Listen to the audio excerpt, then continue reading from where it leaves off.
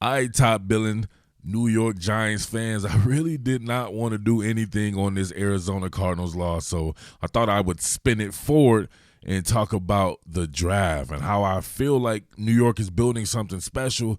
They just have to have some more pieces, specifically on offense. Now, of course, we're going to be talking about this type of stuff that happened last game. Baya! Down goes Lieutenant Dan, right? Getting his chop. Look at that. They Gumby necked him. But man, they supposed to have Gumby neck like that, right? Marcus Golden all up on him. Boom. Stretched his neck out like Mr. Fantastic. But, I mean, come on. Just look at this, right? If you're talking about the New York Giants, they have to have a number one target. Does not necessarily have to be a receiver. It needs to be a number one target. You can argue that George Kittle is the number one target on the San Francisco 49ers. A guy like Kyle Pitts would add that. But regardless, man, you got to look at this. You got to be able to give this guy some protection. He's got to be able to hold on to the ball, but some of that shit is not his fault. Like, what do you do about this?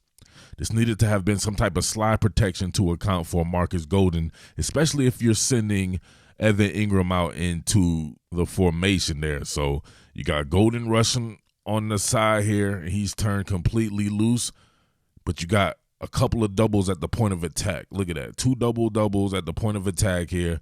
Play action fake. You know what I mean? It's hard for people to get open. Right when somebody's starting to come open, he's going to start throwing the ball and bang. We can go back to it here, sync it up there. You can see 2-man route combination. Got a couple of stick routes here, right? Running a hook at the sticks. But by the time he tries to throw it, no, there's nothing he could do about that. Check this out right here. All right, so check this out. One hand watches the other, both watch the face. I'm not sure what goes on with the offensive line. It looked good for a little bit there, but this is the NFL. Every game is its own entity, and these guys had edge players like Marcus Golden and Hassan Reddick that were absolutely the truth. So moving that forward, I'm not sure what happens with Nate Solder, but I think his presence could allow maybe for a shift. Maybe a guy like Andrew Thomas is better off on the right side.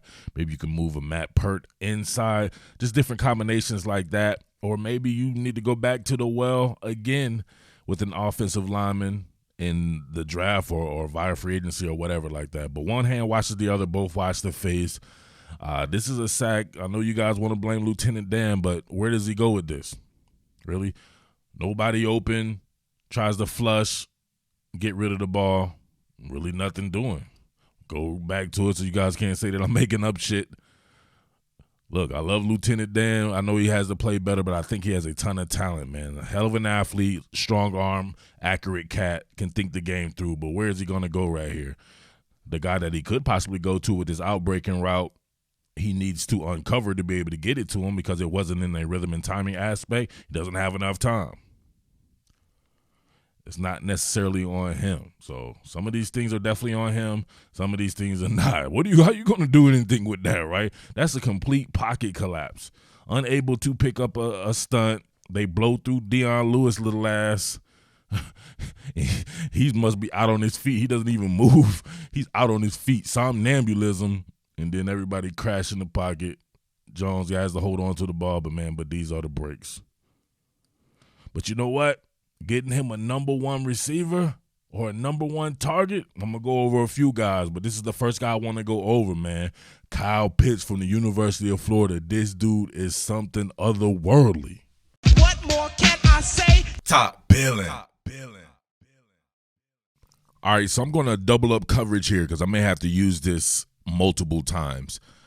I have the Alabama-Florida game coming up here on the channel. I cover college football and specifically the SEC. I'm going to have to definitely get more content on that. So I was planning on doing something on Kyle Pitts anyway because he missed the last LSU game, and his presence, I think people are underestimating how much he could mean to a team and what he could do to Alabama's defense. So as far as that goes with the NFL draft as well, and as it relates to even a few of these teams that I cover or I will cover, specifically the Giants, I think that he could do wonders for a guy like Daniel Jones. Now check this guy out right here, man. You're talking about a guy that they move all around the formation. You can play him. I'm talking about literally he could be specifically your ex-receiver at 6'6", 235 pounds if you wanted to. He's that athletic. The guy's a jumping bean. He can high point the ball with the best of them. He's extremely creative even in his route running. He just has a legitimate knack for coming down with the ball in just about any type of situation, man. This kid is that great. But, of course, him being split out and being flexed off the line of scrimmage and everything like that, that comes with the caveat because I think he do his best work on the inside no matter what. You get him matched up on the inside, it's curtains. I don't think they built anybody in football that can handle this guy on the inside. But we can see right here, Georgia, I believe, playing man-on skill with a 3-deep coverage here. So he's running a wheel route. He's matched up with one of the better inside cornerbacks that you'll see right here, nickel defenders, Tyreek Stevenson, and he completely abuses him, man. This is what you want. I'm not sure Alabama has anybody that can mess with this still. Who are you going? Malachi Moore. As good as Malachi Moore is, think about this, man. This guy's 6'6" and can go up and get it. Malachi Moore's smaller than Stevenson here. It's just tough to deal with. So if you're a guy like Daniel Jones, if you're the New York Jets or whomever, and you're able to get your hands on this guy, man, it's worth his weight in gold. I'm telling you, these are the type of guys right here that takes your quarterback to the next level. You want to throw away a guy like Daniel Jones without having a complete number one type weapon, a Travis Kelce, a George Kittle type? I don't know, man. 3-by-1 formation, my man is split off to the boundary, pretty much working front side here. He's the guy, the golden goose on this particular play, and he's going against a guy that's getting a ton of first-round buzz right here, former 5-star cornerback Tyson Campbell, matched up mano-a-mano. What can you do with this? And I've seen him do this time and time again against elite first-round type cornerbacks. So he went from a nickel defender, now you got this man matched up on a corner. Boom. What you going to do with that, man? Let's be for real here. Tyson Campbell's not in bad position. Right? Tyson Campbell does not understand how to track the ball. Of course, he's going against the grain instead of turning inward and then being able to track the ball just like he's the receiver. He turns the way that I hate for people to turn because it's just hard for you to track the ball, look, and then get into flight with it with your body's momentum going against himself. But hey, he's still almost there, and it doesn't matter. It just doesn't matter. You need guys like that who can just win at the moment of truth, the moment of impact scenario. This guy's going to win it. And as it pertains to Alabama, I'm sorry. If it's Patrick Surtain, maybe a guy like Patrick Surtain could be the kryptonite to that. But I doubt it because when all else fails, the guy is 6'6". He's still 4 or 5 inches taller than you.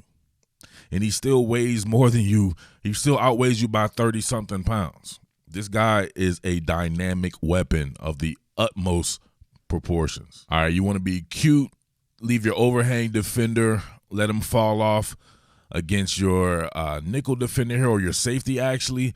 Watch this guy come in and sell and run a whip route. 6'6". I think I underestimated his weight, too. We can get that to here in a little bit, but check out the agility from this guy. Oh. Nope. Check this out right here. We'll give it even a closer rendition of it. Got him set it like his vert. Sell this, right, like it's going to be an in-breaking route like a slant. Look at the agility. That's the thing about somebody like him. You don't normally see guys like this running these kind of routes. I remember hearing Travis Kelce, and he would talk about the style of route running that they would allow him to do in Kansas City. He thinks separates himself because he runs routes that a lot of tight ends just don't. And this guy's doing this because he's a former receiver. So it's nothing for him to do it.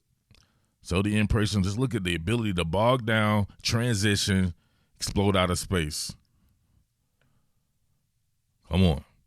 You can put him against anybody, man.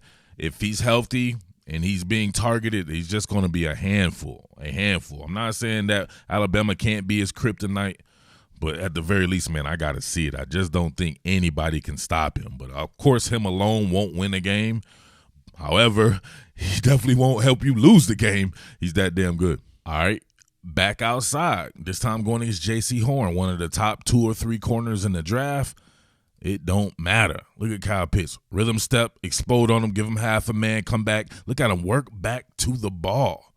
Look at this strength right there to kind of shrug J.C. Horn off without it being pass interference. Look at this, right? J.C. Horn with the inside position. But listen, this guy is 245 pounds, I found out. And look at this, just subtly work back to the ball. That's all it takes. Got him. What? Come on, man. I got to see this, though, for sure. I want to see it against Patrick Surtain at least once.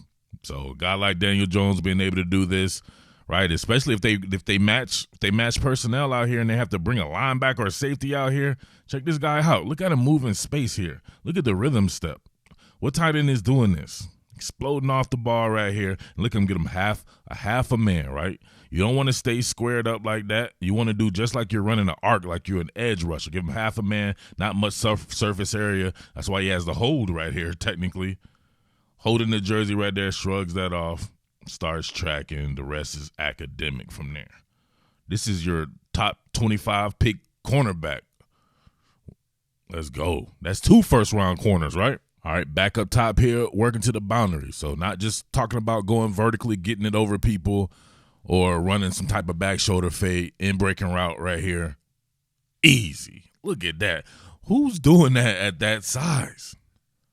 Come on, man. This is a guy you could pair with Evan Ingram, but to me, he makes a guy like Evan Ingram expendable. If I'm being honest right there, right? If you want to run 2 tight sets, but it's really unnecessary because look.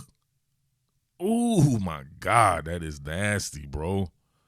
Nasty. All right, we see him right here back working in line, flexed off here, running an out route. And you can see why I call this guy checkmate, because no matter where you put him, checkmate. You want explosive gainers? Look at him get out of this. Work against zone coverage. Kyle Trask can't do it with a Trask in hand. Give yourself an explosive play right there, man. The guy can scoot. He can do it all, man. As far as the Alabama game goes, I'm not sure they built a man on God's green earth that can defend this guy. So he's going to be a major factor if he's healthy. I expect him to be healthy after being held out of a game that he should have played in and he could have played in. But that's neither here nor there. As far as the New York Giants go, this is definitely a weapon X that a guy like Daniel Jones, if he is still intact in uniform for the New York Giants, he's a guy that can help out tremendously. And this is how you judge a guy. Even a guy like Josh Allen at one particular point in time looked a little suspect, but the more weapons he has, you see what it is now. And Daniel Jones has a very similar skill set to that guy. So checkmate Kyle Pitts, man. Make sure you be on the lookout for this guy. I'll have plenty more on him. I'll have to recycle this coverage quite a few times leading up to the draft. All right? And that man probably going to go out there and do some work against Alabama. But it's the other side of the ball that'll be a deciding factor for the Florida Gators. And they have yet to prove that they can handle that. So, but we shall see. They got to play the Gators too, right? Your boy Murf, the Underground King. Peace. What more can I say? Top Billin.